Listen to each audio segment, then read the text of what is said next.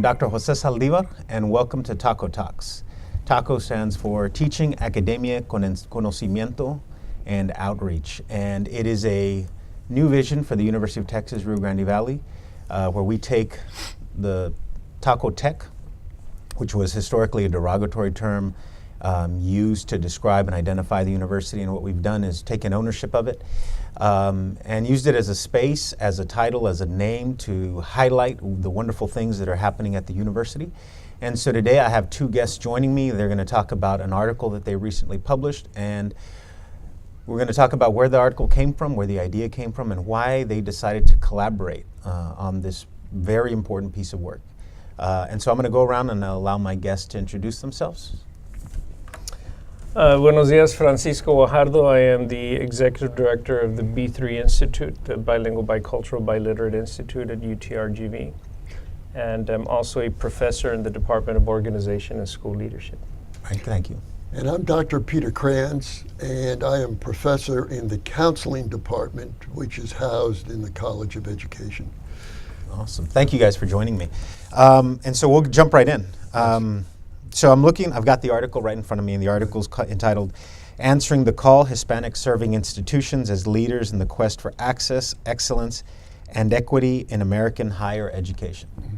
And so tell us about the article. Why the article, and just very briefly, the article I think hits on two distinct projects or work that you all are working on.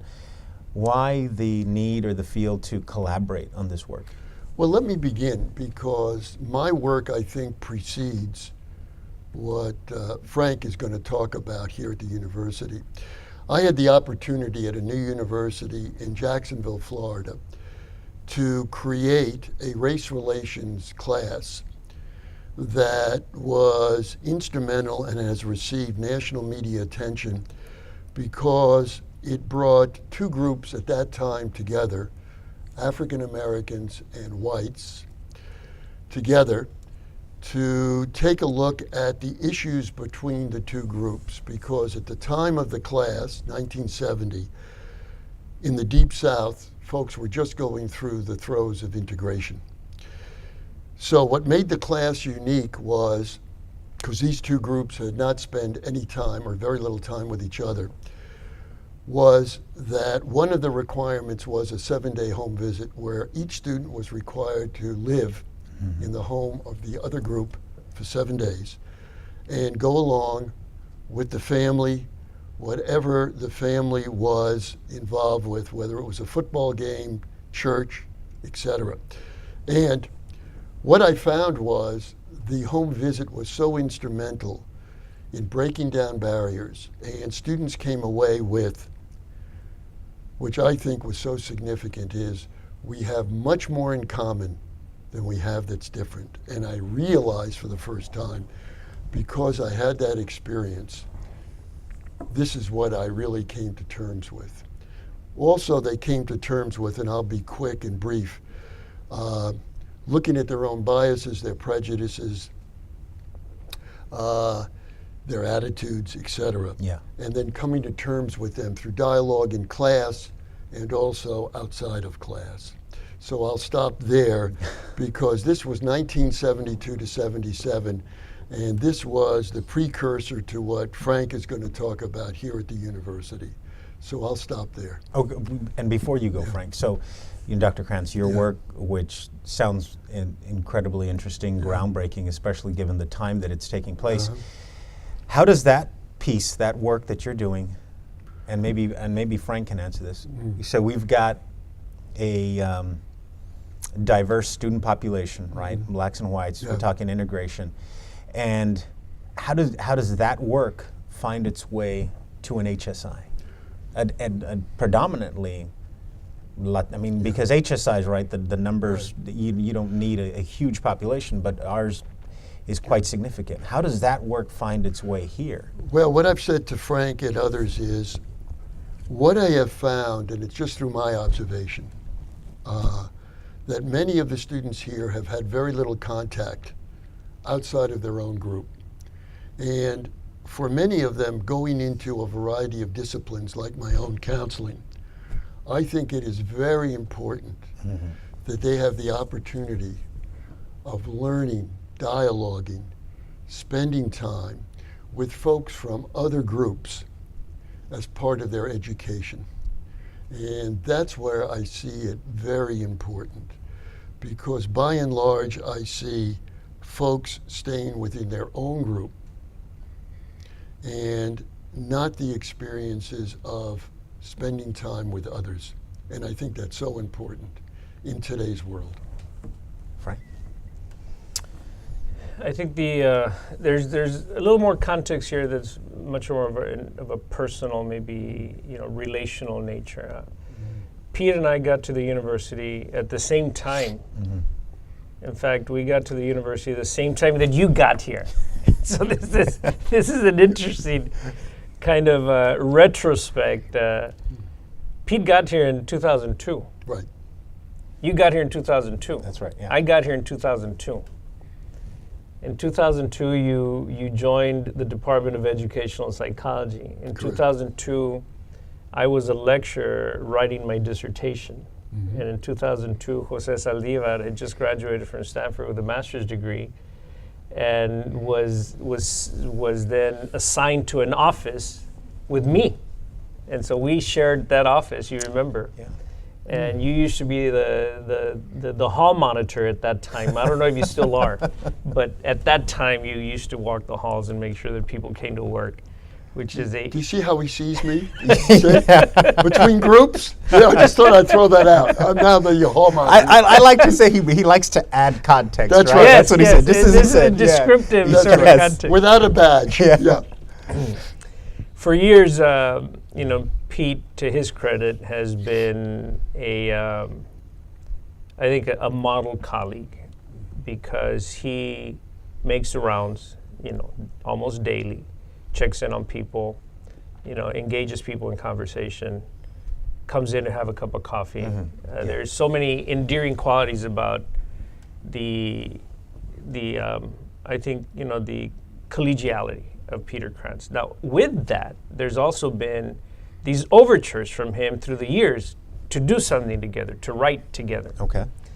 And so we're all busy, right? And so I was busy with my own research agenda, but I think that after a number of years, things sort of came to a head when we were creating the new university. Okay.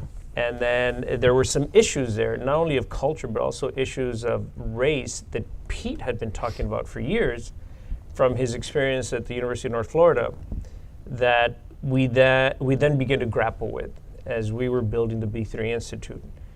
And so I think that where things sort of merged were when we were giving shape not only to the vision of UTRGV, but also certain things within that infrastructure, like the B3 Institute.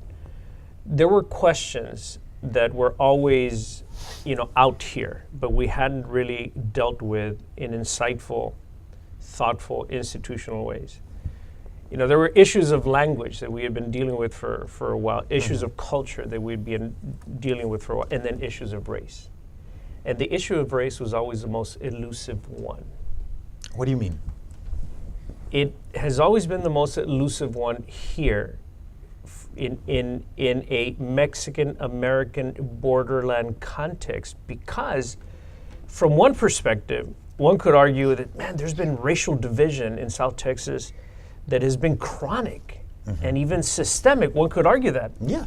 On the other hand, one could also argue, what's in your driver's license? Pull it out. Pull out your driver's license. What does it say? That you're Caucasian. Yeah. Yeah. So where's the race? Okay. And so then there is this sort of confusion around the issue of race in South Texas that has been shaped by a number of different historical, sociological, even institutional forces. We know that there were people who in the 1940s and 50s and 60s were fighting for civil rights and equality, say for Latin American, Mexican American children, and part of their push was to have them be designated as white children, separate from black children. Yeah. Because if you have these Mexican American children designated as white children, then these children will not be subjected to the kinds of segregationist practices. George I. Sanchez is classic. Yeah. George I. Sanchez, the great intellectual and the great, scholar who fought for equality and against intelligence tests and all that. And as he was doing that, he was fighting for these children not being of color. But as George I. Sanchez is pushing that, then communities are also pushing for Mexican schools. So the actual de facto segregation of Mexican children. Mm-hmm. So there is a level of complexity that is very historical and even very community-based that says, whoa, these children have been, these families have been, these communities have been racialized. There's no question about it. Mm-hmm. And we know that because of the Hernandez case in 1954, where the Supreme Court said, jury selection was racialized. So they are treated, according to the argument of Gus Garcia and the argument of these organizations, these civil rights organizations, there is empirical evidence that they have been treated as a racial minority group. So you have that, as you also have Sanchez saying, no, but we're white. But he's saying we're white because we don't want to be treated like black. So a very, I think, complex situation in terms of issues of race, which are all kind of, sort of like embedded with the issue of culture, issue of language, and all of that. But you say you describe it as being elusive because, and I think about Dr. Kranz's work, and I think about 1972, and race was in your face. Mm-hmm. Race was, black, white. Mm-hmm. In South Texas, you provided a beautiful sort of a historical overview. Mm-hmm. Why was it elusive? What was it about South Texas that made it so difficult? Was it? And so as a local, right? I didn't know this history. Mm. Does that add to that? The fact that I don't look. Okay. Look. You can get away with a lot of stuff. Yeah. A cop will not stop you if you're driving through a rural part of East Texas. Okay. You can slip in and out of environments because of your skin color. I can slip in and out of environments because of skin color. Mm-hmm. I have felt racialized in my own life, but this much compared to, say, a black person who, just because of the color of his or her own skin, will be treated in a certain way. There are different levels of racialization, and because the level of racialization, say, for Mexican or Mexican-American people, again, depending on how you look also, because if you have a different kind of look, more of an indigenous look, more of a dark-skinned look, okay, you're subject to different treatment. Yeah. Wow. Okay. I mean, look. Yeah.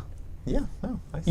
Look. You got away with a lot of stuff until you put on your guayabera and you spoke a certain way at Stanford, and you know it, right? Yeah. Yes. Yeah. And when you were hanging around with dark-skinned kids and everybody wearing guayaberas, the cops probably stopped you. Yeah. Actually, we didn't even need guayaberas, but but because of the way certain guys look. Yeah. And they probably were from East LA, and they had a certain look, and urban youth, Chicano youth. Okay, so there are levels of. Yeah. And so in a South Texas context, when you look like this and then you look a little bit darker, or maybe you look a little bit more güero, then it becomes more complex. See, this is why I think that in Pete's case, working at the University of North Florida, where I think that Pete was able to have a level of clarity with his work, because the analysis on race in this country in 1970, 72, up to 77, and to this day, one could argue, has been a clear binary. Mm-hmm. The issue of race in this country we talk about in terms of black and white. Yeah. So where does the brown come in? It's complex. Yeah. And where does the brown come in where there are different hues of pigmentation? It's more complex. And then where does the white come in when people have been clamoring to be designated as Caucasian? Mm-hmm. And where the government even, called them Caucasian. Yeah. But then because your parents went to a Mexican school in Ed Couch. Mm-hmm. Or in Edinburgh. The Mexican school in Edinburgh still stands. Wow. There still is and then there were black schools as well. Yeah. The Carver School here in Edinburgh, that was part of the Edinburgh CISD. The building's still there, right behind the Rising Star Church, on the east side of Edinburgh. Wow. Yeah. That was the one that Melissa Ann Betts was the teacher of. We have a school named after Mrs. Betts. She was the black teacher at the Carver School. Yeah. In the Edinburgh CISD. So that's clear. Yeah. But for the Mexican-American children, that's much less clear. And so that's I think my response to that question is that it's been very complex. But then I think when you bring in the case of Peter Krantz working at the University of North Florida, there's great clarity there. And so then I think from my perspective and from Maritza de la Trinidad's perspective, a historian who co-authored this, and Miguel Guajardo, a professor at Texas State, from his perspective, it's, you know what, Pete, why don't you bring your lens to this, because maybe your lens can help us make sense of the whole racialized notion of Mexican-American people in South Texas. Now, here's one question that I would have for Pete. Pete, do you see race here? And how do you see race in the University of Texas Rio Grande Valley? And how did you see it at the University of Texas Pan American? And how did you see it in the Rio Grande Valley? I mean, why were you pushing us to write with you about issues of race in this institution? Well, you're asking a number of questions. Number one, I think we're in a unique situation where our location is. I think we have, correct me if I'm wrong, about 90% of our students are Hispanic, which means that diversity on this campus is really limited. And when I see other faces, such as African American, I ask myself, going back to my own history, I wonder how they feel about being on the campus in a situation where there are so few, and I wonder their contact with the majority because of their minority status. I wonder how they get along. I wonder how they feel about the university, the community, etc. I think as a university, we need to do more as far as diversity outreach. That's just my perspective. Because as I said before, many of our students are going to go into disciplines where that impetus is going to be so important. And as our community changes, to have those contacts with others will broaden their education. So I think it's very important.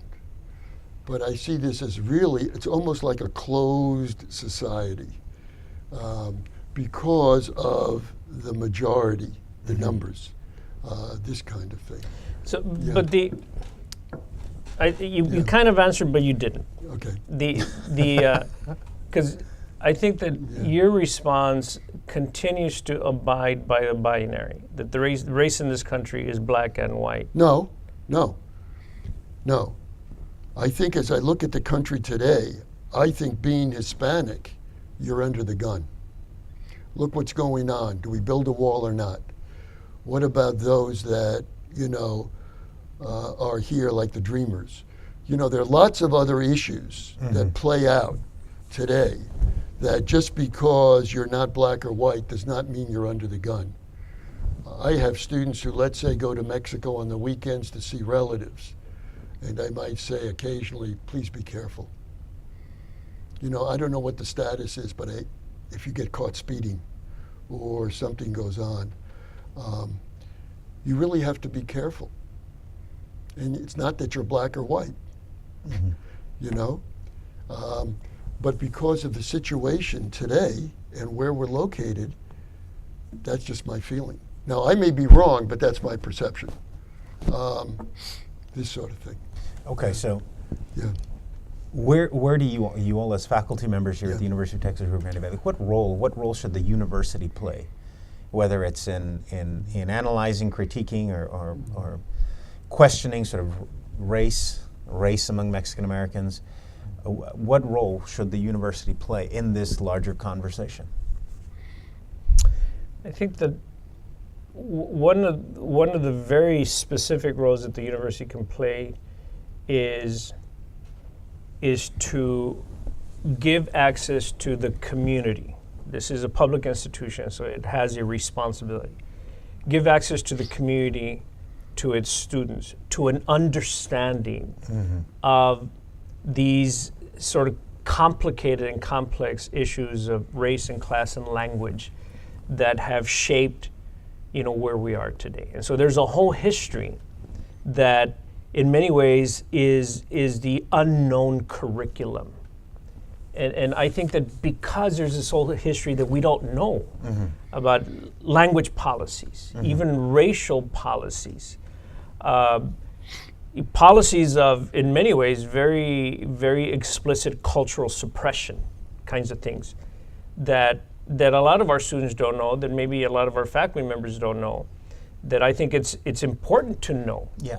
And so I think that the university has a responsibility, to its constituency, to have its constituency have a full understanding, of context, of history, of policy formation, and those kinds of things. And we tend to not do it across the board. I think there's certain things that have, I think, pushed that issue. Certain things like ethnic studies kinds of things, or critical studies kinds of, ventures.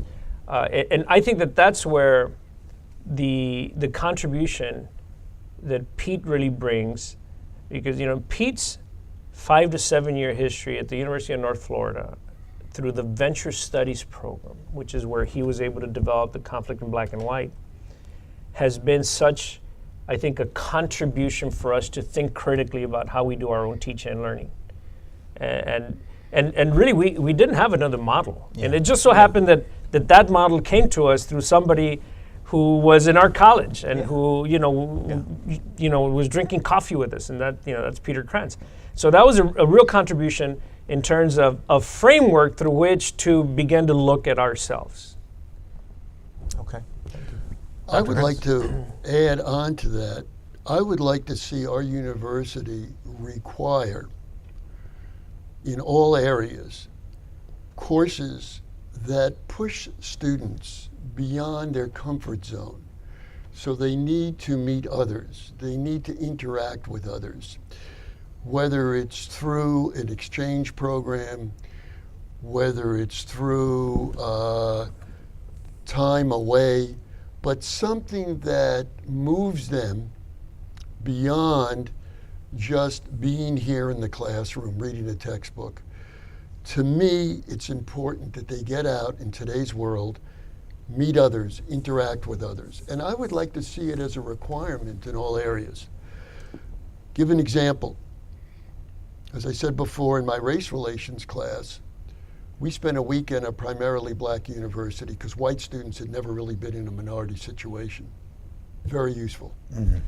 When I presented my class at a variety of venues, I was at Jackson State last fall, which is a primarily black institution.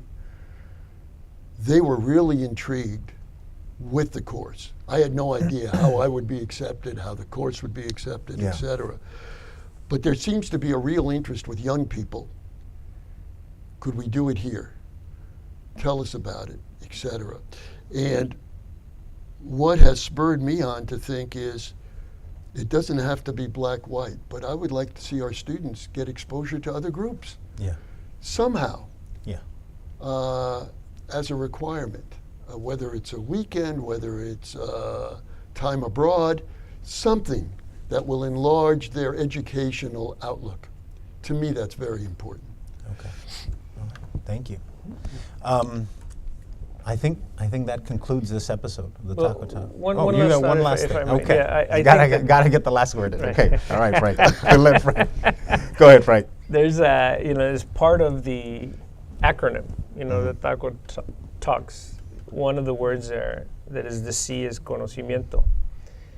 And so, we get Conocimiento from a number of different sources, but I think that a lot of us lean on Gloria Anzaldúa, the great alum of Pan American University.